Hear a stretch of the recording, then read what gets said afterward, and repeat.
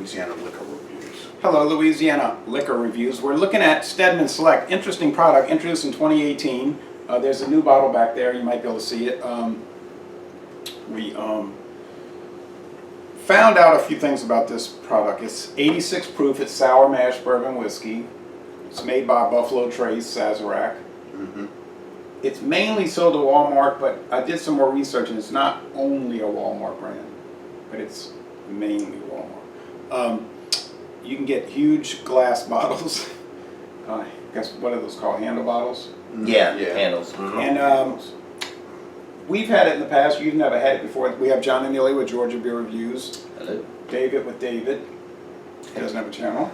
And myself with Louisiana Beer Reviews, but today's Liquor Reviews. So we'll check it out. It's only been on the market about a year, so. It smells good.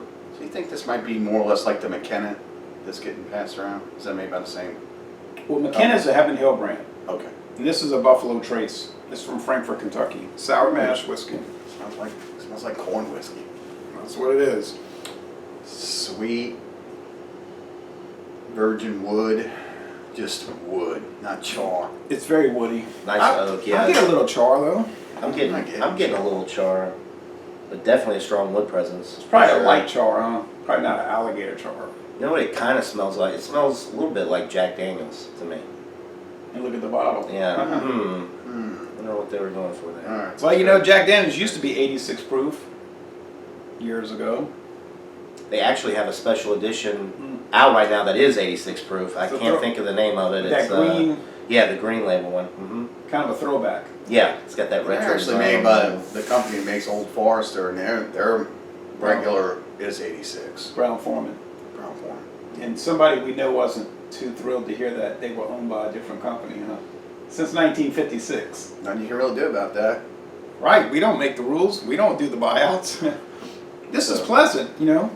Yeah, I tasted it. It's not too bad. Now this is some because John's taking that bottle home with him. This is some I had up in the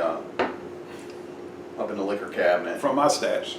Yeah, that Jay gifted me, and then we just stuck it in an old bottle, one of the small half-fifth bottles.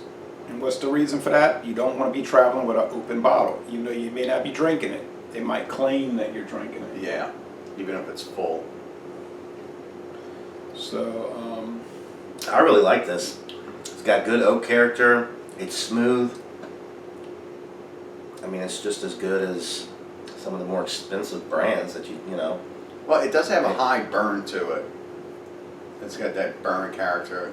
Usually when something's aged a little more, then this is obviously, and do you know how long it's? it's a 3-year age. 3-year, 3. So it's young. So this is closer to Jim Beam's 4 that they put out, right? Jim Beam, White You're Label younger. Store 4. Yeah. So you're Okay. younger. It's So more you like get- the Old Crow. Yeah, you but get stronger. you get the higher burn from the ones that aren't as refined as much. Yeah. The more I sip on this, the more it's less like Jack Daniels and more like the Evan Williams Green Label. And that's the same. That's 3 years too, I believe. Or no, yeah. Yeah, it is 3 It years. is 3 years. The And black it's is 4, charcoal and filtered. the green label is 3 years. And charcoal filtered. So that's what this reminds me of. I think it's really I think it's a great deal. I mean, I don't know. Walmart must have gotten together with Sazerac and Buffalo Trace and said, look, make a pretty good, inexpensive, 3-year age bourbon. And we don't want to hear people complaining. Mm-hmm. And we want to make it look nice in a nice glass bottle. Right. Not some plastic thing, you know. Yeah. And so it seemed like it worked. That's my It did, yeah. No, I think it's an A budget bourbon. I'd give it probably a give it a, $8.93. I was going to say 92, 93. I'll give it a B, and the reason why I'm going to give it a B, not because of the taste or anything, is that they could have done something with the burn factor on this. I'm still tasting that high burn, Yeah. and I haven't sipped it for a couple of minutes here. Well, maybe if this catches on and it sells okay, maybe in a year or so they'll come out with a bottle and bond version, you know, like a white label. They need to make more. They need to 100 proof, that'd be... bring that back. You know, you don't see too many bottled and bond anymore. See, Kinda old getting away granddad's got it. Yeah, like the classic brands and stuff, you Evan know. Williams. Unless has we one. take in the Dormax. all that bonded whiskey, you know, and that whole rye section. We have to take out a loan. But you're right. It's not like years ago the bond. Right. You know. Well, that was the standard. If it wasn't bottled in bond, you know, it wasn't. True. You know, you had the seal on there and everything, which they don't do anymore. But they used to actually have the Green paper stamp, seal that special stamp. that went over the cork, and it was that proved that it was legitimate and quality and all that. I think that was done until 1983. Kind of like Chianti's got that label with a signature and a stamp and a seal. Oh yeah? Chianti's, yeah. I didn't know. Okay. Now you know. Now I know. All right. Well, All Chianti's are stamped, numbered, and sealed. so you're saying good, and we're saying most excellent, but you have more experience with whiskey than we do, and you probably remember the 90 proof days of Jack Daniels. Yes.